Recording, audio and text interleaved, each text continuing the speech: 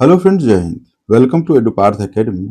आज हम एनसीईआरटी के सीरीज में देखेंगे कक्षा 8 की पुस्तक सामाजिक और राजनीतिक जीवन 3 का अध्याय 6, जिसका टॉपिक है हास्यकरण से निपटना।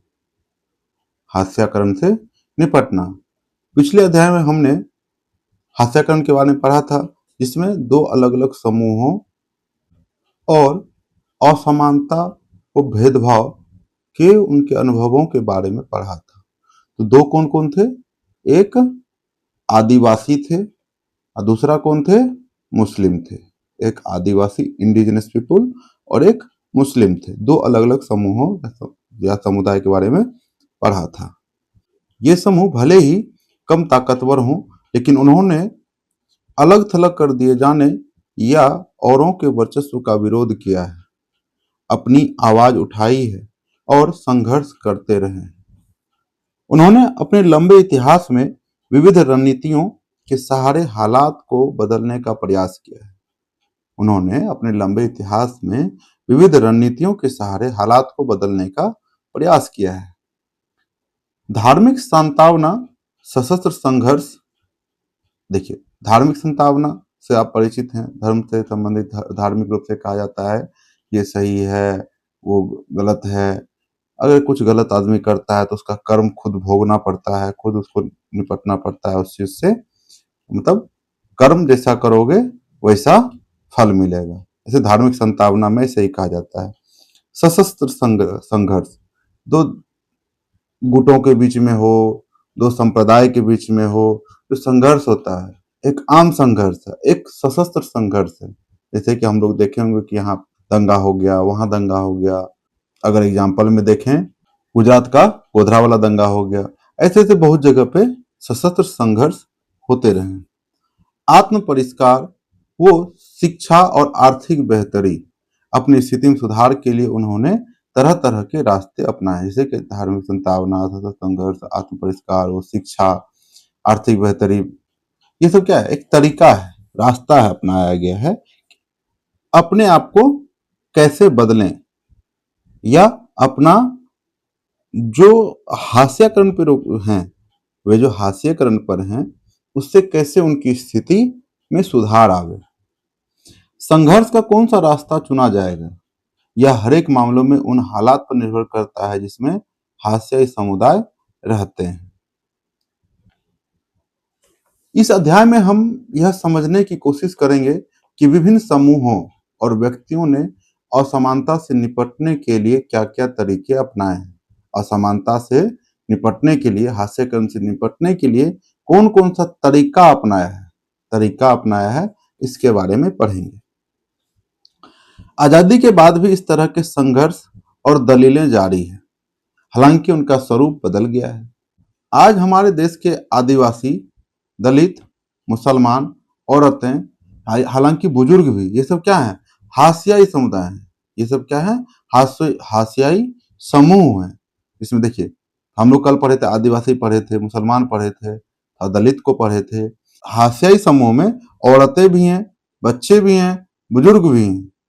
तो यह समूह यह दलील दे रहे हैं कि एक लोकतांत्रिक देश का नागरिक होने के नाते उन्हें भी बराबर के अधिकार मिलने चाहिए और उनके अधिकारों की रक्षा होनी चाहिए। सही बात है। जब हमारा संविधान आर्टिकल 15 की बात कर रहा है, इसमें तो सब आते हैं।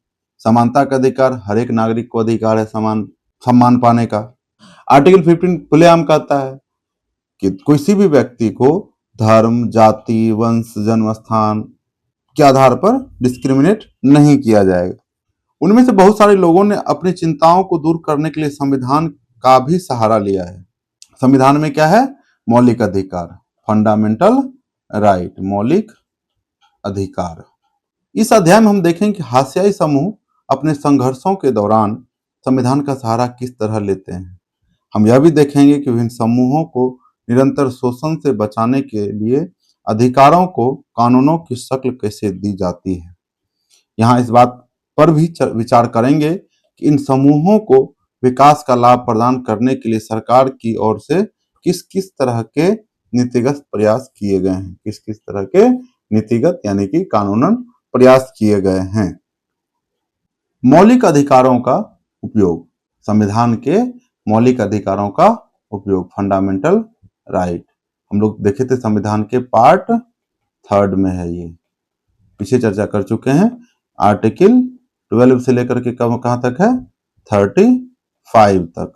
इसमें क्या है, फंडामेंटल राइट है। अब देखिए फंडामेंटल राइट का उपयोग हम लोग देखते हैं। जैसा कि आप इस पुस्तक के पहले अध्याय में पढ़ चुके हैं कि संविधान में ऐसे कई सिद्धांत सूत्रबद्ध किए गए हैं जो हमारे समाज और राज्य व्यवस्था को लोकतांत्रिक बनाते हैं, जो हमारे समाज और राज्य व्यवस्था को लोकतांत्रिक बनाते हैं।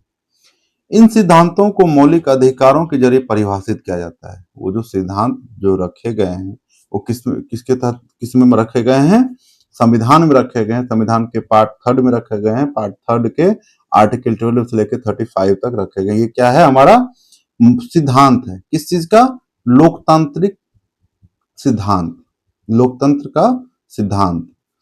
ये क्या है, मौलिक अधिकार से के जरिए भी परिभाषित किया गया है। इन सिद्धांतों को मौलिक अधिकारों के जरिए भी परिभाषित किया गया है। यह हमारे संविधान का एक महत्वपूर्ण हिस्सा है। यह अधिकार सभी भारतीयों को समान रूप से उपलब्ध होते हैं। सभी भारतीयों को, इसमें कोई भी धर्म, हिंदू, मुस्लिम, सिख, ईसाई, कुछ भी हो, इस सबको समान रूप से मिला हुआ है। किसी भी जाति का हो, धर्म का हो, किसी भी क्षेत्र में जन्मा हो, भारत के किसी भी क्षेत्र में जन्मा हो, किसी भी मूल वंश का हो, तो इसमें कोई उसके साथ डिस्क्रिमिनेशन नहीं किया जाएगा। यह अधिकार सभी भारतीयों को समान रूप से दिया गया है। जहां तक हाशियाई तबकों की बात है, उन्होंने इन अधिकारों को 2 तरह इस्तेमाल किया है। उन्होंने इन अधिकारों को 2 तरह इस्तेमाल किया है। पहला, अपने मौलिक अधिकारों पर जोर देकर उन्हें सरकार को अपने साथ हुए अन्याय पर ध्यान देने के लिए मजबूर किया है। दूसरा, उन्होंने इस बात के लिए दबाव डाला है कि सरकार इन कानूनों को लागू करे। किन कानूनों को, जो लोकतांत्रिक सिद्धांत की पूर्ति करता है, उन कानूनों को क्या करे, लागू करे। कई बार हाशियाई तबकों के संघर्ष की वजह से सरकार को मौलिक अधिकारों की भावना के अनुरूप नए कानून बनाने पड़े हैं। कई बार हाशियाई तबकों के संघर्ष की वजह से सरकार को मौलिक अधिकारों की भावना के अनुरूप नए कानून बनाने पड़े हैं। इसी तरह से आप एक बार देखेंगे एससी एंड एसटी एक्ट कब का है, 1989 का। तो ये क्या है, हालांकि किसी भी व्यक्ति को धर्म, जाति, मूल वंश वगैरह वगैरह के स्थान पे, जन्म स्थान के आधार पर डिस्क्रिमिनेट नहीं किया जाएगा, लेकिन फिर भी डिस्क्रिमिनेशन हुआ तो उनके लिए अलग से कानून बनाया गया, एससी एसटी एक्ट। हम लोग आगे इस पर विशेष चर्चा करेंगे। संविधान के अनुच्छेद 17 के अनुसार अस्पृश्यता या छुआछूत का उन्मूलन किया जा चुका है। अस्पृश्यता, छुआछूत, अगर किसी व्यक्ति को छुआछूत के तहत भेदभाव किया जाता है तो वो उसके फंडामेंटल राइट का उल्लंघन कर रहा है, तो इसका शिकायत वो कहां कर सकता है, डायरेक्ट सुप्रीम कोर्ट जा सकता है, हाई कोर्ट जा सकता है। इस आर्टिकल कौन कौन सा है, आर्टिकल 32, आर्टिकल 226, ये है आपका हाई कोर्ट, ये है आपका सुप्रीम कोर्ट। सुप्रीम कोर्ट जा सकते हैं, हाई कोर्ट डायरेक्ट जा सकते हैं। इसका मतलब यह है कि अब कोई भी व्यक्ति दलितों को पढ़ने, मंदिरों में जाने, सार्वजनिक सुविधाओं का इस्तेमाल करने से नहीं रोक सकता है। इसका मतलब यह भी है कि छुआछूत गलत है और लोकतांत्रिक सरकार इस तरह के आचरण को बर्दाश्त नहीं करेगी। लिहाजा अब अस्पृश्यता एक दंडनीय अपराध है। अस्पृश्यता क्या है, एक दंडनीय अपराध है। देखिए, इसके बावजूद भी हम ऊपर चर्चा कर चुके हैं, एससी एसटी एक्ट, मौलिक अधिकारों की चर्चा तो किए ही किए। इसके बावजूद भी एससी एसटी एक्ट लाया गया कि अगर किसी के साथ इस तरह का भेदभाव किया जाता है, उनके साथ मारपीट की जाती है, जातीय आधार पर मारपीट की जाती है, छुआछूत के आधार पर मारपीट की जाती है, एक तो फंडामेंटल राइट का उल्लंघन है ही है, तो साथ साथ संविधान के अकॉर्डिंग दंड। दूसरा, एससी एसटी एक्ट भी लाया गया। संविधान में ऐसे दूसरे भी अनुच्छेद हैं जो अस्पृश्यता के खिलाफ हैं। संविधान के अनुच्छेद 15 में कहा गया है कि भारत के किसी भी नागरिक के साथ धर्म, नस्ल, जाति, लिंग या जन्मस्थान के आधार पर भेदभाव नहीं किया जाएगा। धर्म, नस्ल, जाति, लिंग या जन्मस्थान के आधार पर भेदभाव नहीं किया जाएगा। इसके बारे में कक्षा 7 में हम लोग पढ़ चुके हैं, समानता के टॉपिक में पढ़ चुके हैं। समानता के अधिकार का हनन होने पर दलित इस प्रावधान का सहारा लेते हैं। समानता के अधिकार का अगर हनन होता है तो जो भी दलित समुदाय के लोग हैं, जो भी एससी के समुदाय के लोग हैं, एसटी समुदाय के लोग हैं, या कोई भी, वो अपर से लेकर के नीचे तक, हालांकि अपर के साथ शोषण और अस्पृश्यता का वैसा कुछ तो मामला होता नहीं है, वो अछूतों के साथ ही होता है अस्पृश्यता का मामला।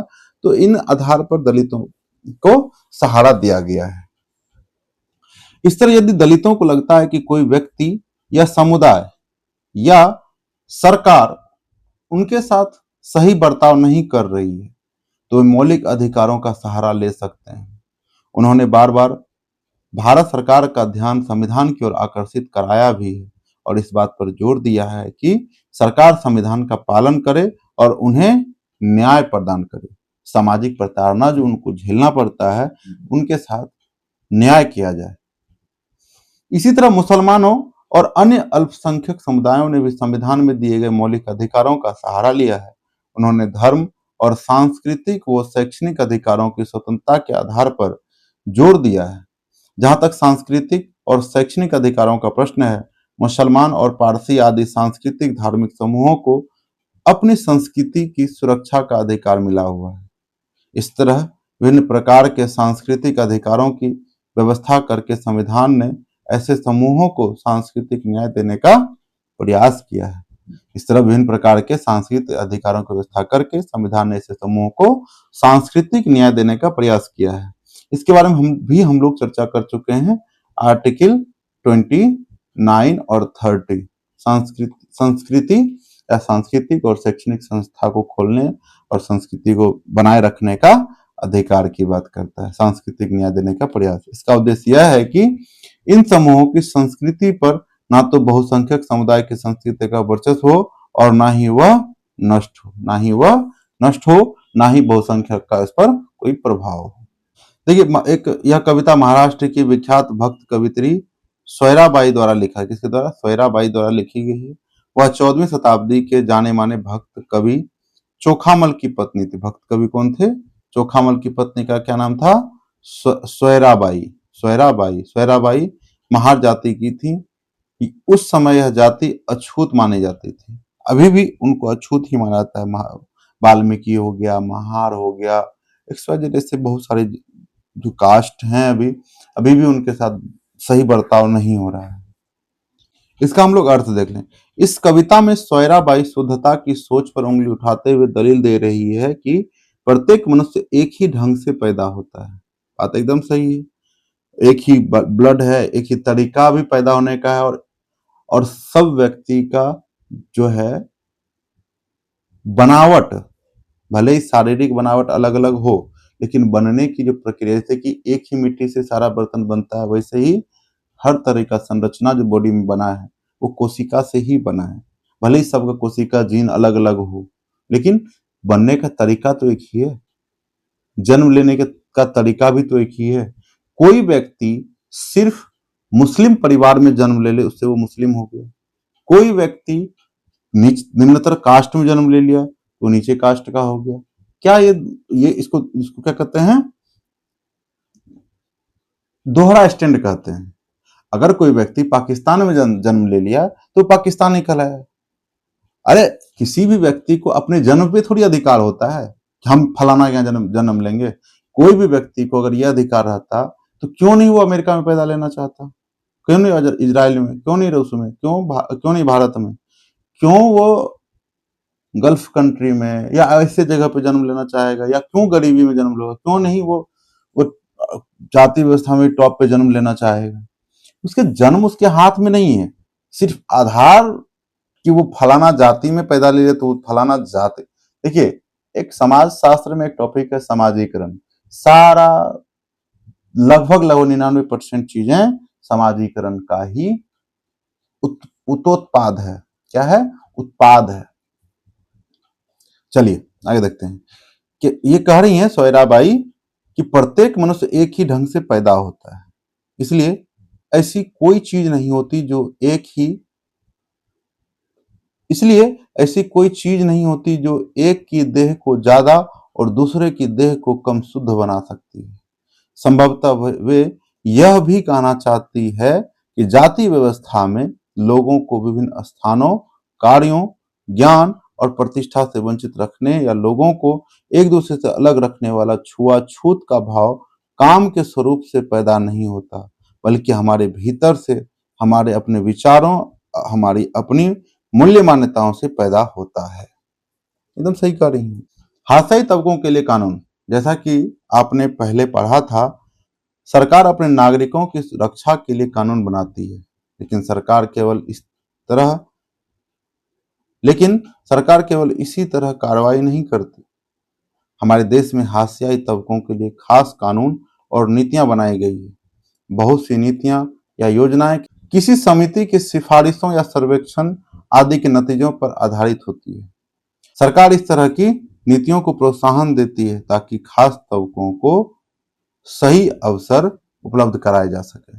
कल हम लोग सच्चर कमेटी की बात किए हुए थे, तो वह यहाँ पे वही है कि खास कानून और नीतियां बनाई गई हैं किसके द्वारा? बहुत सी नीतियां योजनाएं किसी समिति की सिफारिश या सर्वेक्षण आदि के नतीजे पर आधारित है। तो सच्चर समिति जो थी, तो वो जो मुस्लिमों के लिए और मुस्लिमों पे या धार्मिक रूप से जो थोड़ा सा डिफ्रेंशिएट किया जाता है, उस पर जो समिति रिपोर्ट दी थी वही है सच्चर समिति। तो यहाँ भी कह रहा है बहुत सी नीतियां या योजनाएं किसी समिति की सिफारिशों या सर्वेक्षण आदि के नतीजों पर आधारित होती है। सरकार इस तरह की नीतियों को प्रोत्साहन देती है ताकि खास तबकों को सही अवसर उपलब्ध कराए जा सकें। सामाजिक न्याय को प्रोत्साहन, सामाजिक न्याय को क्या मिलना चाहिए? प्रोत्साहन। संविधान को लागू करने के लिए राज्य और केंद्र सरकारें जनजातीय आबादी वाले या भारी दलित आबादी वाले इलाकों में विशेष प्रकार की योजनाएं लागू करती है।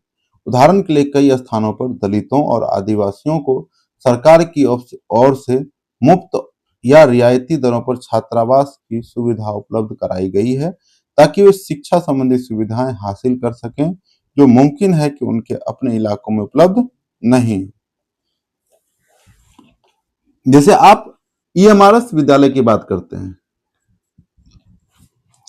ईएमआरएस एक कॉन्सेप्ट है जिसमें एक क्लब है जिसमें एसटी छात्रों को पढ़ाया जाता है, उसमें एससी छात्रों के लिए छात्रावास का व्यवस्था किया जाता है। इवन समाज के गरीब तबकों के लिए भी नवोदय क्या है? नवोदय तो वही है ना कि अगर कोई व्यक्ति एफोर्ड नहीं कर सकता एजुकेशन को, तो एक मिनिमम सा नवोदय का एग्जाम होता है, उसको पास करने के बाद उनका एडमिशन, बच्चों का एडमिशन ले लिया जाता है। तो ये क्या है? सरकार के द्वारा विभिन्न तरह के योजनाओं को ला करके गरीब और दलित और आदिवासियों के लिए मुफ्त व रियायती दरों पर शिक्षा व छात्रावास का व्यवस्था किया गया है। कुछ जरूरी सुविधाएं मुहैया कराने के अलावा सरकार कानूनों का भी इस्तेमाल करती ताकि व्यवस्था में निहित असमानता को खत्म करने के लिए ठोस कदम उठाए जा सकें। आरक्षण की व्यवस्था इसी तरह का एक महत्वपूर्ण कानून या नीति है। आरक्षण देखिए, आप नौकरी में देखें, एजुकेशन में देखें, इसमें क्या है? आरक्षण लाया गया है। एससी एसटी को आरक्षण दिया गया है, ओबीसी को आरक्षण दिया गया है। ये क्या है? आरक्षण है ताकि समाज के जो निचले दबे कुचले व्यक्ति हैं, दबे कुचले समाज हैं, उनको भी आगे बढ़ने का मौका मिले। यह महत्वपूर्ण होने के साथ साथ बेहद विवादास्पद भी है। क्या है? बेहद विवादास्पद भी है। देखिए, आरक्षण कभी भी विवादास्पद का मुद्दा नहीं होना चाहिए। हालांकि हम इस पे किसी दिन बात करेंगे। और देखिए, बहुत सारे शिक्षकों ने, सरों ने आरक्षण पे तरह तरह के बातों को कहा है और एकदम जेन्युइन बातों को कहे हैं। हम भी किसी समय एक आध दिन इस पे चर्चा करेंगे आरक्षण को लेकर के। छोटी सी बात यह है कि समाज में अगर देखा जाए जो बराबर नहीं है, अब समाज छोड़ दीजिए, आरक्षण कहते हैं समाज में हिंदू को मिला हुआ है, मुस्लिम को मिला हुआ है, ये वो सब छोड़ दीजिए। हमारा सिंपल सा ये कहना है कि परिवार में अगर कोई बच्चा कमजोर है, हम उसको सहारा देते हैं ना, तो बस वो सहारा ही आरक्षण है। ठीक है, एक परिवार में ये देख लीजिए, एक किसान को देख लीजिए, कोई फसल किसी साइड का जो है ना कमजोर है, उधर क्या करते हैं, ज्यादा यूरिया खाद वगैरह सब छींटते हैं, तो वो क्या है, सहारा ही तो है। खैर चलिए इस पे बात करेंगे कभी इस पे। शिक्षा संस्थानों और सरकारी नौकरियों में दलितों व आदिवासियों के लिए सीटों के आरक्षण का कानून एक महत्वपूर्ण तर्क पर आधारित है। इसके पीछे समझ यह है कि हमारे जैसे समाज में जहां कुछ तबकों को सदियों तक पढ़ने लिखने और नई निपुणताएं हासिल करने के अवसरों से वंचित रखा गया है, वहां लोकतांत्रिक सरकार को इन तबकों की सहायता के लिए ठोस कदम उठाने चाहिए। 100% सही बात है।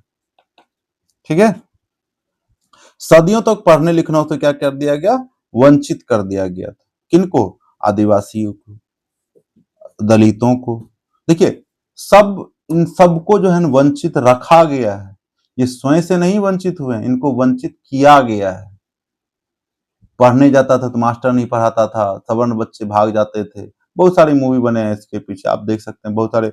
आप एक बुक पढ़िएगा, ओम प्रकाश वाल्मीकि की बुक है जूठन, इनको पढ़िएगा तब आपको समझ में आएगा, एग्जैक्टली लगेगा। जब आप शब्दों को पढ़ेंगे ना तो आप महसूस करेंगे, आप अपने, हो सकता है कि आप समाज में देख करके आप जो है ना नेगलेक्ट कर दिए हो, लेकिन अगर आप इस बुक को पढ़ेंगे, बुक का नाम इनका ओम प्रकाश वाल्मीकि।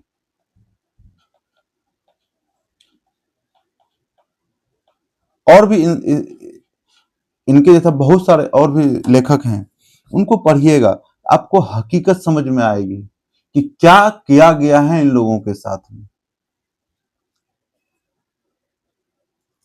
आरक्षण की नीति किस तरह काम करती है। देश भर की सभी राज्य सरकारों के पास अनुसूचित जातियों या दलितों, उन्हीं को कहते हैं अनुसूचित जाति भी, अनुसूचित जनजाति और पिछड़ी व अति पिछड़ी जातियों की अपनी अपनी सूचियां हैं। ओबीसी, BC1 BC2 वगैरह सब की बात करते हैं, सबकी अपनी अपनी अनुसूचियां हैं। बिहार में अभी जो है जातिगत जनगणना हुआ था। ठीक है, इसमें क्या क्या लगता है कि राज्य के पास ये नहीं है क्या कि हमारे पास कितना जाति है अनुसूचित का, कितना कितना है अनुसूची का, कितना जाति है अनुसूचित जाति है, कितना अनुसूचित जनजाति है, कितना पिछड़ा वर्ग है, कितना अति पिछड़ा वर्ग है, इस सब की सूची राज्य सरकार के पास भी रहती है और देश में केंद्र सरकार के पास भी रहती है। इसी तरह की एक सूची केंद्र सरकार के पास भी होती है। जो विद्यार्थी शैक्षणिक संस्थानों में दाखिले के लिए या जो उम्मीदवार सरकारी नौकरियों के लिए आवेदन देते हैं, उन्हें जाति और जनजाति प्रमाण पत्र के रूप में अपनी जाति या जनजाति का सबूत देना होता है। अगर कोई खास दलित जाति या जनजाति सरकारी सूची में है, उस जाति या जनजाति का उम्मीदवार आरक्षण का लाभ उठा सकता है। कॉलेजों, खासतौर से मेडिकल कॉलेजों जैसे पेशेवर संस्थानों में दाखिले के लिए सरकार ने कट ऑफ या न्यूनतम अंक सीमा तय की हुई है। देखिए, कट ऑफ को ही क्या कहते हैं, न्यूनतम अंक सीमा कट ऑफ को ही कहते हैं। इसका मतलब है कि इन संस्थानों में सभी दलित और आदिवासी उम्मीदवार दाखिला नहीं पा सकते हैं। इनमें उन्हीं दलित और आदिवासी विद्यार्थियों को दाखिला मिल सकता है जिन्होंने परीक्षाओं में अच्छा प्रदर्शन किया है और न्यूनतम अंक सीमा से ज्यादा अंक प्राप्त किए। सरकार इन विद्यार्थियों को विशेष छात्रवृत्ति भी देती है। 9वीं कक्षा की राजनीति विज्ञान की पुस्तक में आप अन्य पिछड़े वर्गों के लिए आरक्षण की व्यवस्था के बारे में विस्तार से जानेंगे। हम लोग देखेंगे कक्षा 9 में आरक्षण के बारे में। दलितों और आदिवासियों के लिए अधिकारों की रक्षा। हाशियाई समुदायों को भेदभाव और शोषण से बचाने के लिए नीतियों के अलावा हमारे देश में कई कानून भी बनाए गए हैं। आइए यहाँ एक सच्ची घटना पर आधारित एक केस स्टडी को पढ़कर जाने कि अपनी रक्षा के लिए दलित इन कानूनों का किस तरह इस्तेमाल करते हैं। इन कानूनों का किस तरह से इस्तेमाल करते हैं। जकमालपुर गांव के लोग एक बड़े त्योहार की तैयारी में जुटे हैं, जहां हर 5 साल में एक बार स्थानीय देवता की पूजा की जाती है। किनकी पूजा की जाती है? स्थानीय देवता। हर समाज में स्थानीय देवता पूजे जाते हैं। वो आदिवासी समाज हो, वो कोई क्या कहते हैं ग्रामीण समाज हो, कोई शहरी समाज हो, ये सब क्या है, कि सबके स्थानीय देवी देवता होते हैं कुछ। जैसे आप देखें दुर्गा पूजा कोलकाता में बहुत फेमस होता है। आप जाएंगे पुरी में जगन्नाथ मंदिर तो वहां पे पुरी में विष्णु भगवान का पूजा होता है। अब देखें ये सब क्या है, हर क्षेत्र के तहत स्थानीय कुछ देवी देवताएं होते हैं। साउथ में आप जाएंगे विरूपाक्ष मंदिर वगैरह सब की बात, तो मीनाक्षी मंदिर में मीनाक्षी मंदिर की पूजा होती है, मीनाक्षी मंदिर है वहां पूजा होती है। ये सब क्या है, स्थानीय देवता जो बहुत प्रचलित है, इनकी बात की जा रही है, पूजा की जाती है। स्थानीय दिन चल 5 दिन चलने वाला इस उत्सव में आसपास के 20 गांव के पुजारी इकट्ठा होते हैं। इस कार्यक्रम की शुरुआत में दलित समुदाय का एक व्यक्ति सारे पुजारियों के पैर धोता है और धोवन के इस पानी से नहाता है। जकमालगुर में यह काम रत्नम के परिवार के लोग करते हैं। रत्नम से पहले उसके पिता और दादा यह काम करते थे। उन्हें कभी मंदिर में दाखिल नहीं होने दिया गया, लेकिन इस रस्म को उनके लिए एक भारी सम्मान के रूप में देखा जाता था। इस बार रत्नम की बारी थी।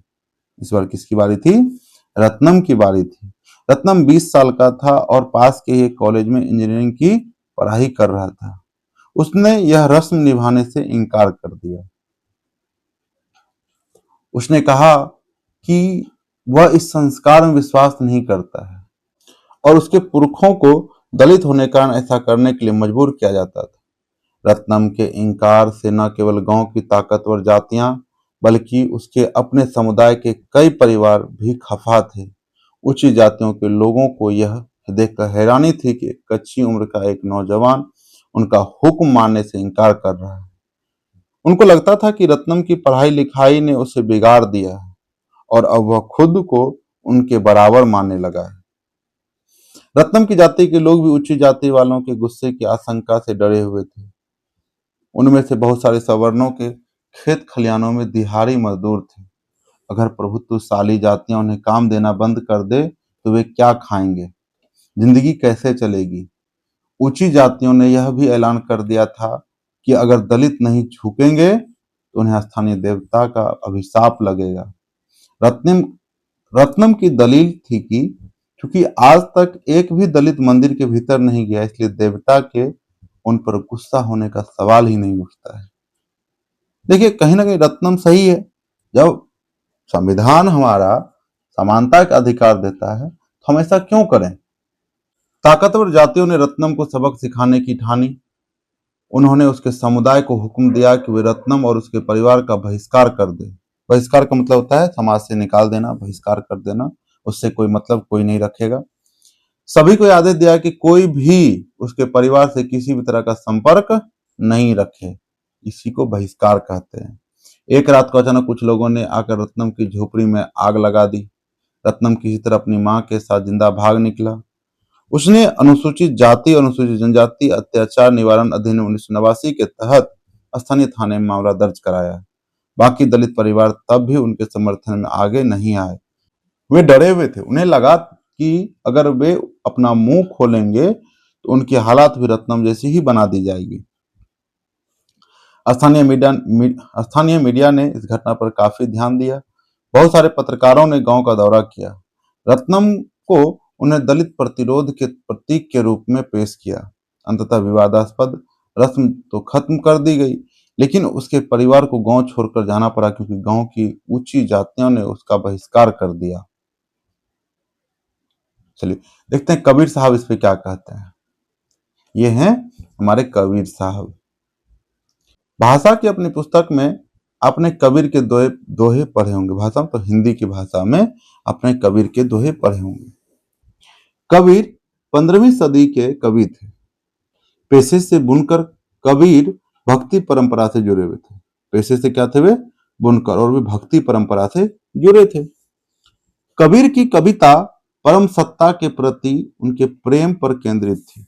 कबीर की जो कविता थी परम सत्ता के प्रति, परम सत्ता मतलब ईश्वर के प्रति उनके प्रेम पर केंद्रित थी। उनका यह प्रेम रस्मों और पंडे पुजारियों के चंगुल से आजाद था। ये जो रस्म रिवाज ये सब कहते हैं और पंडा पुजारी जो ये जो कर्मकांड वगैरह सब की बात करते हैं, इनसे बहुत दूर था, आजाद था। उनकी कविताओं में ताकतवर लोगों की तीखी आलोचना दिखाई देती है। कबीर ने ऐसे लोगों पर बार बार प्रहार किया जो अपनी धार्मिक और जातीय पहचानों के लिए लोगों को सांचे में कैद कर देते हैं, सांचे में कैद कर देते हैं। इसलिए आप देखेंगे धर्म व्यवस्था, जाति व्यवस्था क्या है? एक बंद व्यवस्था है। एक क्या है? बंद व्यवस्था है। आप जाति परिवर्तन कर सकते हैं, धर्म परिवर्तन कर सकते हैं, लेकिन ये जाति व्यवस्था जो कहलाता है एक बंद व्यवस्था कहलाता है। आप अपनी ही जाति में शादी कर सकते हैं, आप अपने ही धर्म में शादी कर सकते हैं, ये सब क्या है? एक बंद व्यवस्था है। ठीक है, इन सब चीजों को क्या करते हैं? कबीर साहब आलोचना करते हैं। उनकी राय में हर व्यक्ति के पास आध्यात्मिक मुक्ति प्राप्त करने की क्षमता होती है और वे अपने अनुभवों के जरिए भीतर के गहरे ज्ञान को हासिल कर सकते हैं। उनके पद सभी मनुष्यों की समानता और श्रम की महत्ता के शक्तिशाली विचारों के सामने लाते हैं। क्या कह रहा है? उनके पद सभी मनुष्यों की समानता और श्रम की महत्ता के शक्तिशाली विचारों को सामने लाते हैं। वे एक साधारण कुम्हार, बुनकर और घड़े में पानी लाती औरत सबके श्रम का सम्मान करते हैं। जरूरी है, सम्मान सबका होना चाहिए। अगर आप देखेंगे, हम बात करते हैं राम सेतु का, उसमें एक कहानी है गिलहरी का। गिलहरी अपने क्षमता के हिसाब से उसमें बालू पत्थर जो भी उठा उठा करके दे रही थी। वानर सेना बड़े बड़े पत्थर उठा के दे रहा था, उस पर हंसा, अरे गिलहरी तो क्या करेगी? तो राम भगवान कहते हैं वो अपनी क्षमता से बहुत ज्यादा काम कर रही है। और शायद उसी समय पे गिलहरी के ऊपर पे अपना हाथ फेरे थे, तो वो उनकी सभी गिलहरी के ऊपर पे जो 3 रेखा बन गया है। और वो उस समय से ही उस कथा को भी जोड़ के देखा जाता है। तो मेरा कहने का मतलब सिर्फ इतना है, क्या कि सभी के कामों का सम्मान होना चाहिए। अगर कोई कुरुक्षेत्र में लड़ रहा है, रण क्षेत्र में लड़ रहा है, तो उसके काम का भी सम्मान होना चाहिए। अगर कोई रसोई में खाना बना रही है तो उसके काम का भी सम्मान होना चाहिए, या बना रहा है उसके भी काम का सम्मान होना चाहिए। एक बुनकर भी उतना इंपॉर्टेंट है जितना कि एक रणनीतिकार।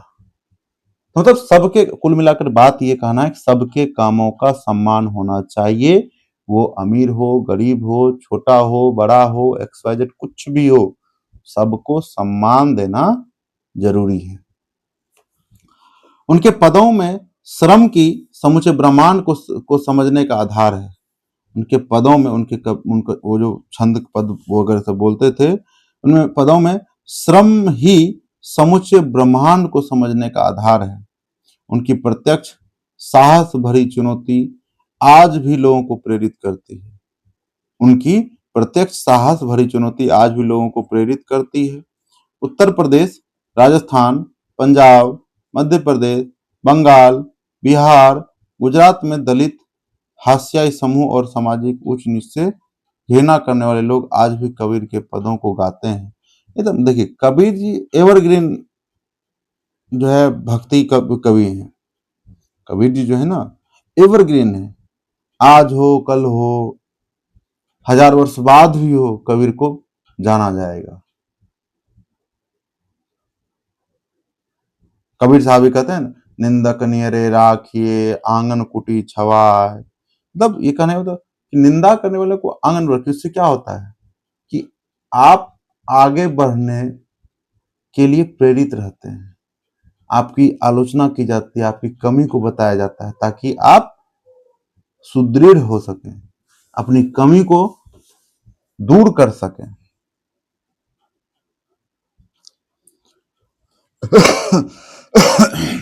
चलिए देखते हैं यहां पे रत्नम क्या किया था।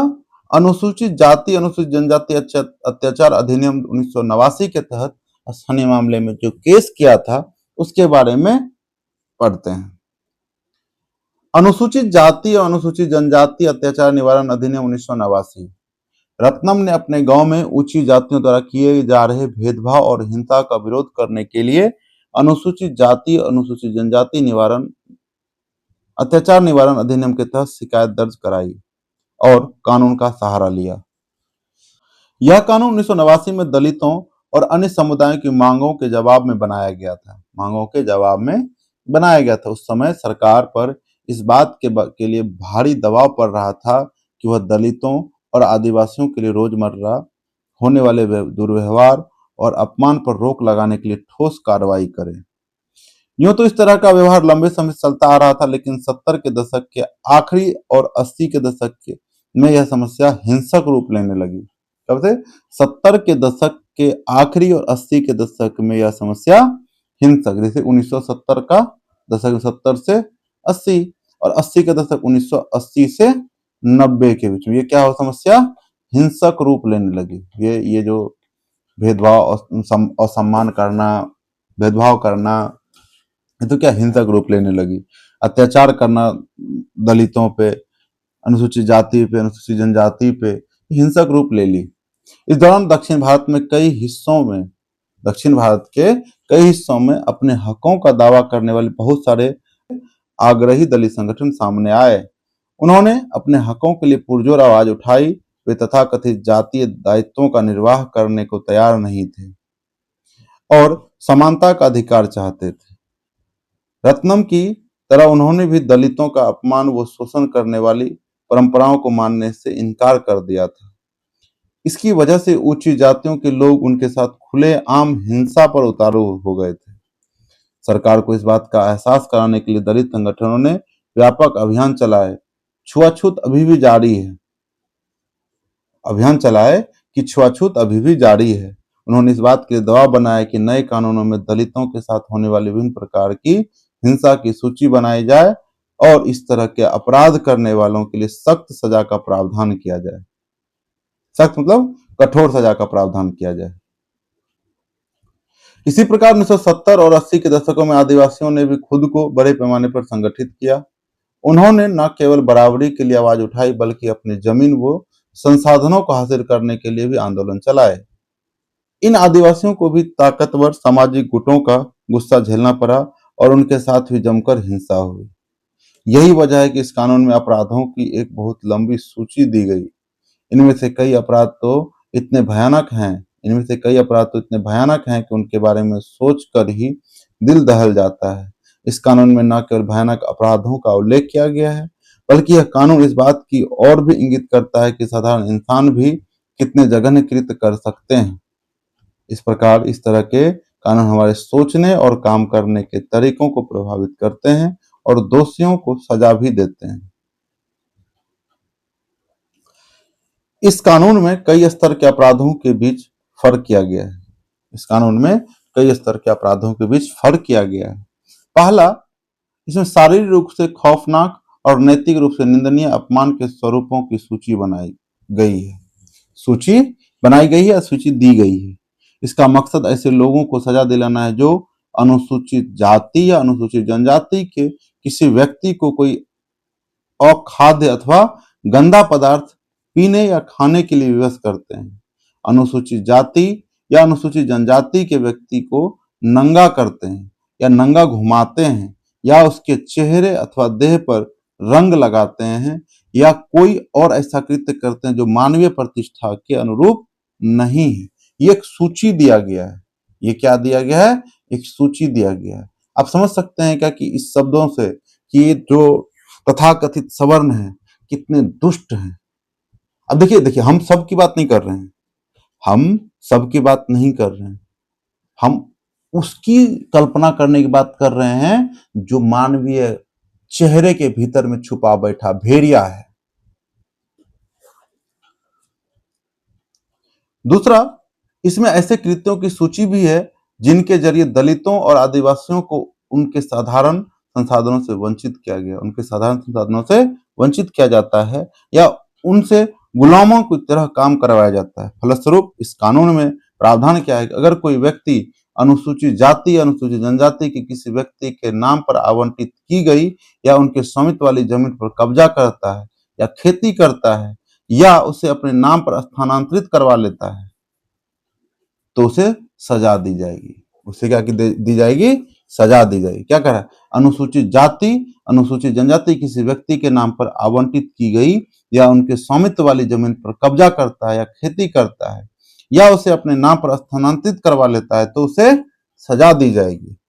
एक और स्तर पर यह कानून इस बात को मान्यता देता है कि दलित एवं आदिवासी महिलाओं के खिलाफ होने वाले अपराध एक खास तरह के अपराध हैं, इसलिए ऐसे लोगों को दंडित करने की व्यवस्था की गई है। अनुसूचित जाति, अनुसूचित जनजाति की किसी महिला को अपमानित करने के लिए उस पर हमला करते हैं या उसके साथ जोर जबरदस्ती करते हैं तो इस तरह से दंडित करने की व्यवस्था की गई है SC ST एक्ट में। हमारे हिसाब से इस तरह के और भी कठोर कानून बनने चाहिए जो कि भारत के गरीब दलित से लेकर के भारत के अमीर दलित तक, क्योंकि आज भी भीमराव अम्बेडकर ने कहा था कि संविधान तो बना दिया गया है लेकिन संविधान का जो पालन करवाएगा, जो संविधान का जो पालन करेगा, जो नौकरशाह है, उसमें भी अभी भी सवर्ण ही बैठे हुए हैं। तो जो गरीब हैं, दलित हैं, अनुसूचित जाति, अनुसूचित जनजाति, अति पिछड़ा वर्ग के लोगों से आग्रह उन्होंने क्या था कि आप नौकरशाह में आइए और कानूनों को अच्छे तरीके से लागू करिए जो संविधान कहना चाह रहा है, एक्चुअल में निष्पक्ष तरीके से उसको लागू किया जाए। देखिए कबीर साहब का यहाँ पे एक दो दोहा दिया गया है। पंडित देखो मन में जानी, कछु धो छूती कहाँ से उपजी, तभी छूती तुम मानी। एक ही पाठ सकल बैठाए, छूती लेत धोखा की। छूती ही जेवन, छूती ही अचवन, छूती ही जग उपजाया। कहें कबीर ते छूत रजित, जाके संग न माया। संदर्भ इस पद में कबीर ने बताया कि प्राणी की तीन स्थितियां होती है। तीन स्थितियां होती है, जन्म, जीवन और मरण। तीनों स्थितियों में सभी प्राणी एक समान रहते हैं। तीनों के मूल में गंदगी है। क्या करें? जन्म, जीवन और मरण। तीनों स्थितियों में सभी प्राणी एक समान रहते हैं और तीनों के मूल में क्या है? गंदगी है। फिर भी छुआछूत का भेदभाव कैसा? एकदम सही बात बोल रहे हैं। फिर समझिए इसमें क्या कर रहा है, इसका देखिए एसेंस पढ़ लीजिए। क्या कर रहा है? कबीर ने बताया कि प्राणी की तीन स्थितियां होती है, मतलब कोई भी प्राणी हो, वो समाज के किसी भी तबके का हो, वो ब्राह्मण हो, क्षत्रिय है, वैश्य है, शूद्र है, हो या अछूत हो। क्या है? प्राणी की तीन स्थितियां होती है, जन्म, जीवन और मरण। तीनों स्थितियों में सभी प्राणी एक समान रहता है। कैसा रहता है? एक समान रहता है। तीनों के मूल में गंदगी है। तीनों के मूल में क्या है? गंदगी है। फिर भी छुआछूत का भेदभाव कैसा? कबीर कहते हैं, हे पंडित, मन में भली प्रकार से विचार करके देखो, भला बताओ कि छूत क्या है, कहां से उत्पन्न हो गई। तुमने बिना सोचे समझे छूत नामक एक भावना बना ली। प्रभु ने एक ही पृथ्वी रूपी पीढ़े पर सभी को समान रूप से बिठा दिया है। प्रभु ने मतलब ईश्वर ने एक ही पृथ्वी रूपी पीढ़े पर, मतलब पीढ़े मतलब एक पीढ़िया होता है बैठने का, क्या है? समान रूप से बैठा दिया है। फिर तुम किसको छूत कहोगे और किसको अछूत? अन्न और जल जिसका भोजन और पान किया जाता है, क्या करा? अन्न और जल जिसका भोजन और पान किया जाता है गंदगी से संयुक्त है। इसी छूत से सभी उत्पन्न है, फिर उनसे कौन बचा है? अतः अछूत का भेदभाव निरर्थक है। कबीर कहते हैं कि वास्तव में छूत से वही लोग परे हैं, वास्तव में छूत से वही लोग परे हैं जिन पर माया का प्रभाव नहीं है। छूत से वही लोग परे हैं जिन पर माया का प्रभाव नहीं है। कबीर अछूत शब्द को यहाँ एक नया अर्थ देते हैं। उनका दावा है कि अस्पृश्यता ही ज्ञान का सर्वोच्च स्तर है। इसका मतलब है कि वह व्यक्ति संकुचित और विभाजक विचारों से पूरी तरह मुक्त है।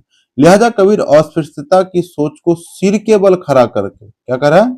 सिर के बल खड़ा करके अछूतों को सबसे निचली अवस्था के बजाय सबसे ऊंची अवस्था में स्थापित कर देते हैं।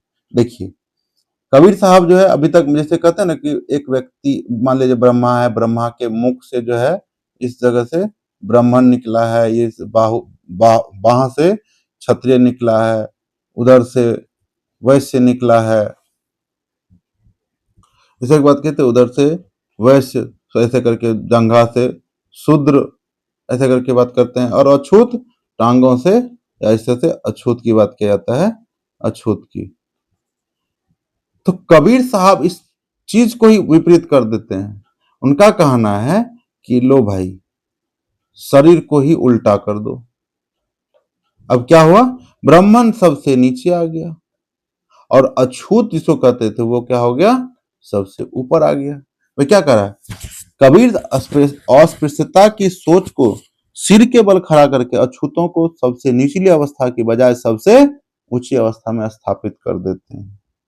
सही बात है भाई साहब। मेरा कहने का मतलब यही है, जिस व्यवस्था को हम नहीं बनाया हम नहीं मानेंगे, बात खत्म, सीधी सी बात, सिंपल सी। मान लीजिए कि नॉर्मली अगर नैतिकता की बात अगर देखा जाए, हम यही कहते हैं ना कि किसी दूसरे का घर बनाया हुआ हम नहीं रहेंगे, किसी दूसरे की संपत्ति है। देखिए, चोर डकैती की बात हम नहीं कर रहे हैं, जाति व्यवस्था में भी हम चोरी करेंगे, ऐसा तो सही बात नहीं है ना। तो यहाँ पे हम छोड़ देंगे, हम नहीं माने तुम्हारी जाति व्यवस्था को, छोड़ दो, ऐसा तो किया जा सकता है। हमारे संविधान को हम इसलिए मानते हैं क्योंकि हमारे लोगों के द्वारा, हमारे नेताओं के द्वारा, हमारे लोकप्रिय नेताओं के द्वारा बनाया गया है। हम संविधान को मानेंगे, समाज की किसी जाति व्यवस्था को हम नहीं मानेंगे। समाज में संविधान भी अगर कुछ जाति व्यवस्था की बात किया जाता है ना, संविधान भी आरक्षण इसलिए देता है क्योंकि उसको उसी आधार पर उनके साथ भेदभाव किया गया है। इसलिए संविधान उसी आधार पर उनको पहचान करके उनको सुविधा देती है, उन्हें आरक्षण देती है। तो यहाँ सरकार नहीं कर रही है अछूत के या छुआछूत या इस तरह के भेदभाव। कुछ तो आधार होना चाहिए ना। जब आपको आर्थिक रूप से नहीं बल्कि सामाजिक हैसियत नहीं, सामाजिक रूप से बहिष्कार किया गया, तो सामाजिक रूप ही होना चाहिए आपको आरक्षण देने का। हालांकि जब चीजें ठीक हो जाए, जब लगे कि नहीं, तो धीरे धीरे जाति व्यवस्था को छोड़ना ही एक बेहतर ऑप्शन है, ताकि समाज अधिक सुचारू रूप से चल सके। लेकिन सत्य यह भी है कि अगर किसी देश में जाति आधारित भेदभाव नहीं है, तो हाँ, नस्ल के आधार पर भेदभाव है। ये कहीं ना कहीं दुनिया के हर कोने में फैला है। ये एक ऐसा कैंसर बन चुका है जो लाइलाज है, कुछ ना कुछ रूप से। मतलब कहें ना, ये मानव ही विकृत हो रखा है, ये मानव ही विकृत हो चुका है। उसको हायरार्की चाहिए। कोई भी व्यक्ति, आप बहुत सारा ऐसा उदाहरण मिल जाएगा, 5 दोस्त का एक ग्रुप है, उसमें अगर कोई अच्छा जगह पे सिलेक्शन हो गया तो वो क्या करता है, अन्य को छोड़ देता है, कहता है अरे ये सही आदमी नहीं है, या अपना लाभ होता है वो निकल जाता है। क्या है, वो अपने आप को एक कदम आगे किया और पीछे को छोड़ दिया। अरे भाई साहब, जिस समय खराब समय चल रहा था तो वही तो साथ दिया था, फिर तुम उससे कैसे कर लिया, अपने आप को अलग कैसे कर सकते हो, उसको हीन भावना से कैसे देख सकते हो। वही तो हुआ ना हमारे समाज में, वर्ण व्यवस्था में। लोग भूल जाते हैं इस चीज को। इसको लिंक किया जाए, इंटरलिंक किया जाए ना, तो ये चीजें दिखती है। जो पहले कर्म के आधार पे था, आज वो जन्म के आधार पे हो गया। कैसे, हम लोग जब हजारों वर्ष पहले के इतिहास को पढ़ते हैं, वैदिक काल से पहले के इतिहास को पढ़ते हैं, तो ये वर्ण व्यवस्था क्या था, कर्म आधार पे था। अभी क्या हो गया है, जाति के आधार पे हो गया। देखिए, एक यहां पे दिया गया है, हाथ से मैला उठाने का कलंक। बहुत सारे लोग झाड़ू, टीन और टोकरियों के सहारे पशुओं इंसानों के मलमूत्र को ठिकाने लगाते हैं। वे बिना पानी वाले सूखे शौचालयों से गंदगी उठाकर दूर के स्थानों पर फेंक आते हैं।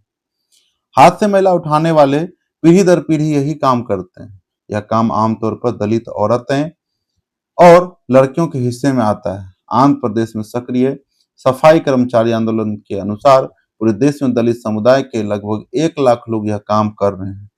सिर पर मैला ढोने वाले के बीच काम करने वाले इस संगठन का कहना है कि वे लोग 26 लाख निजी और सामुदायिक सूखे शौचालयों की सफाई करते हैं। सिर पर मैला ढोने वाले बेहद अमानवीय स्थिति में काम करते हैं, बेहद अमानवीय स्थिति में काम करते हैं। बात एकदम सही है। आप देखेंगे बहुत सारे लोग जो उनसे तरह तरह की विषैली गैसें निकलती है, शहर के जो नाले हैं उसमें डूब करके मर जाते हैं। ये क्या है, मानवीय स्थिति तो है नहीं। ये अमानवीय स्थिति है कि मतलब उस व्यक्ति की मानवीय गरिमा है ही नहीं, अमानवीय स्थिति है। इस काम के कारण उनके स्वास्थ्य को गंभीर खतरा बना रहता है। वे लगातार ऐसे संक्रमण के खतरे में रहते हैं जिससे उनकी आंखें, त्वचा, श्वसन तंत्र, पाचन तंत्र पर असर पड़ता है। इस काम के लिए उन्हें बहुत मामूली वेतन मिलता है। नगर पालिकाओं में काम करने वाले को रोजाना 200 रुपए मिलते हैं, जबकि निजी घरों में काम करने वालों को इससे भी कम पैसा मिलता है। ये फोटो देख रहे हैं। जैसा कि आपने इस पुस्तक में पढ़ा, भारतीय संविधान में अस्पृश्यता की प्रथा को खत्म किया जा चुका है, फिर भी हाथ से मैला उठाने वालों को कई जगह अछूत माना जाता है। गुजरात के भंगी, आंध्र प्रदेश के पाखी, तमिलनाडु के सिकलियार ऐसी श्रेणी में आते हैं। आमतौर पर उन्हें गांव के किनारे अलग टोला में रहना पड़ता है। कल हम लोग बात किए हुए थे, अगर मान लीजिए ये गांव है पूरा, तो ये दक्षिण साइड में खास तौर पे रहते हैं। क्यों? क्योंकि देखिए, ये कहा जाता है कि पूर्वा हवा बहती है, पश्चिमा हवा बहती है, उत्तर दिशा से भी हवा बहती है, लेकिन दक्षिण दिशा से हवा नहीं बहती है। इसलिए इनको हवा दूषित ना हो जाए, इस वजह से इनको क्या किया जाता है, दक्षिण दिशा में इनका गांव रहता है, इनका टोला रहता है। इनको मंदिर, सार्वजनिक जल सुविधाओं आदि के पास फटकने भी नहीं दिया जाता, मतलब उनके पास जाने भी नहीं दिया जाता है।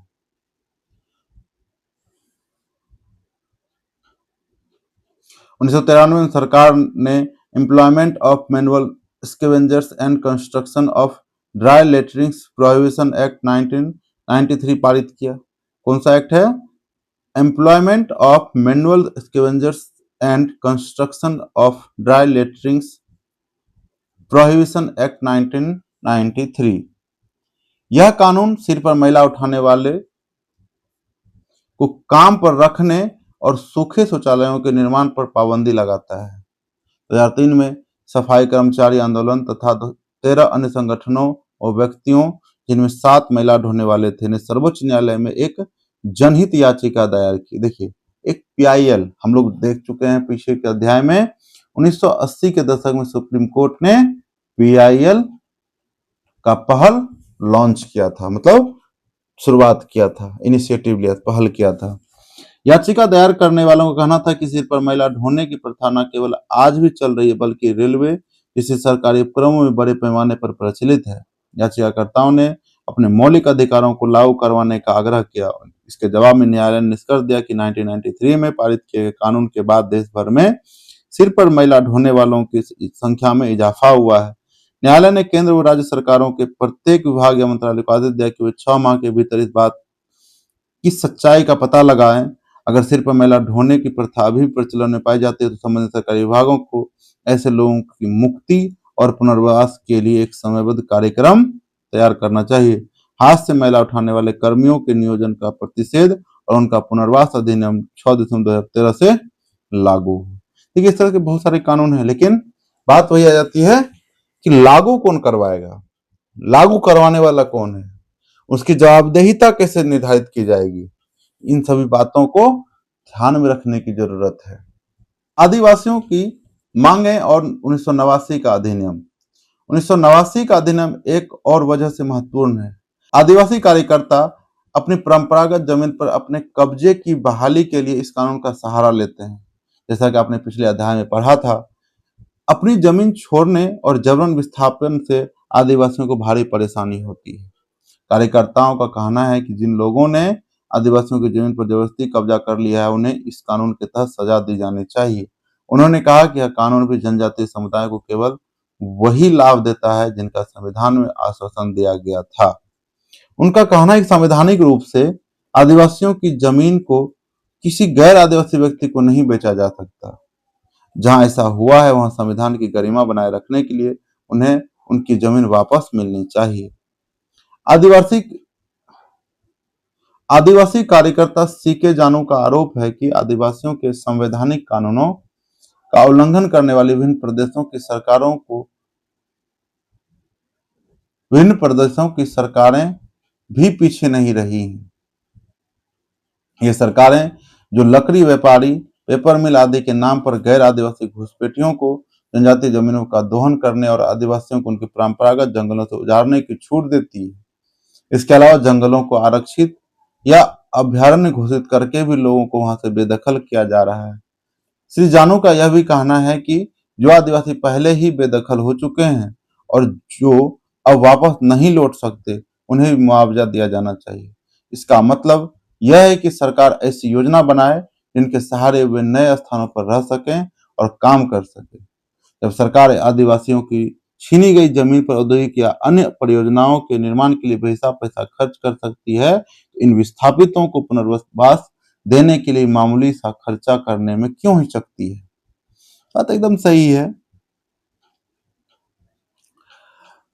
जब आप ये कह रहे हैं क्या कि लोगों के द्वारा ही ये संविधान बनाया गया है, तो वो भी तो लोग हैं, उनकी भी तो गरिमा है, उनके भी तो अधिकार हैं, तो फिर ऐसा क्यों? क्या समाज में जो पैसे वाले हैं, जो उच्च तबके के लोग हैं, क्या वही आदमी है, उनके अधिकार हैं? हमारा देश जब आजाद हो रहा था, सार्वभौमिक वयस्क मताधिकार दिया गया कि कोई भी व्यक्ति जो सिर्फ एक आयु पूरा कर चुका है, उसको भी अधिकार है। और वर्तमान में पावर तो उसी को दिया गया है जिसके पास पैसा है। आम लोग तो सिर्फ मरने के लिए जन्म ले रहे हैं। तो इन सभी चीजों को ध्यान देने की जरूरत है, इन सभी चीजों पर ध्यान देने की जरूरत है। किनको? तो सरकार को, क्योंकि सरकार को चुना गया है समाज की भलाई के लिए, ना कि किसी एक वर्ग की भलाई के लिए। अगर कुछ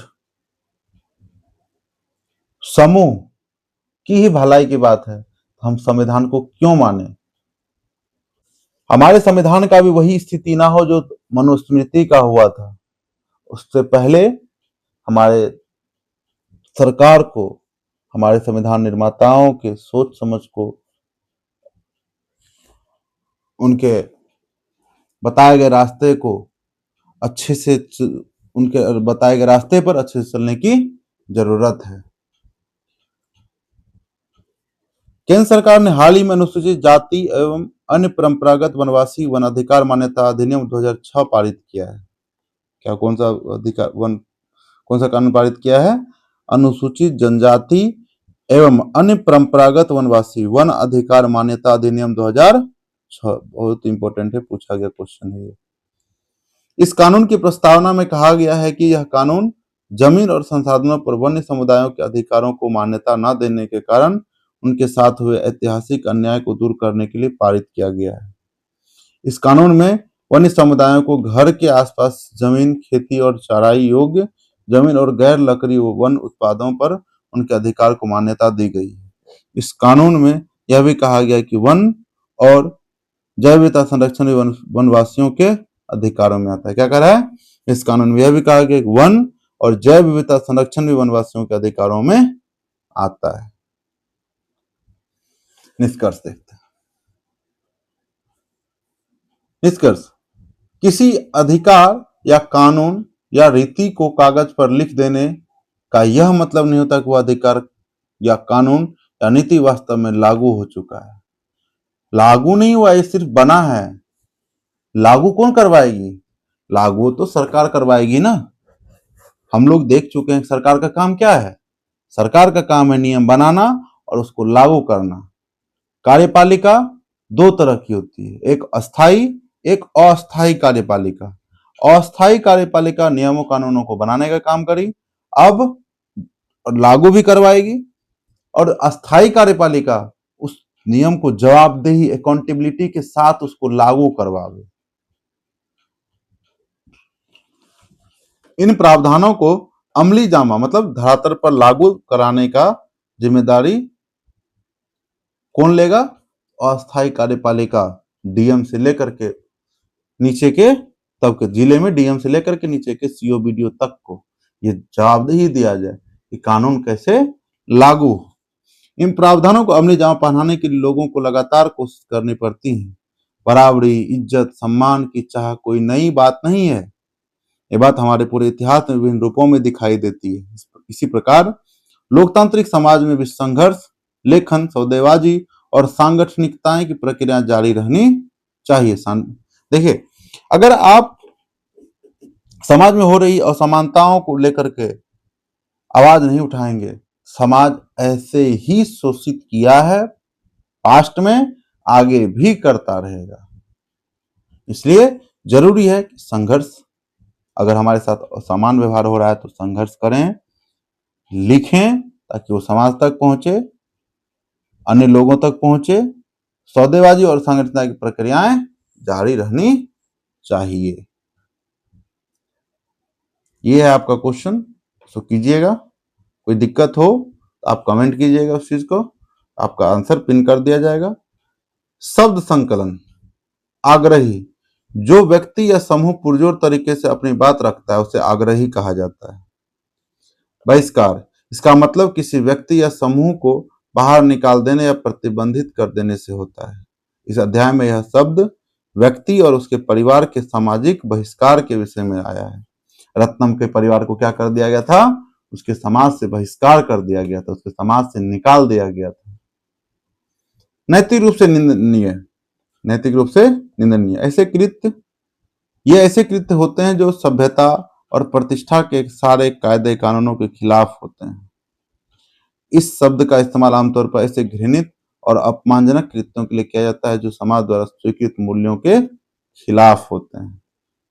एक घोषित कार्य दिशा है जो भविष्य का रास्ता बताती है, लक्ष्य तय करती है या अपनाए जाने वाले सिद्धांतों और दिशा निर्देशों की व्याख्या करती है। इस अध्याय में हमने सरकारी नीतियों का उल्लेख किया, लेकिन स्कूल, कंपनी आदि अन्य संस्थाओं की भी अपनी नीतियां होती हैं। चलिए आगे हम देखेंगे कल की वीडियो में। आगे मिलते हैं नेक्स्ट वीडियो में। Thank you. जय हिंद।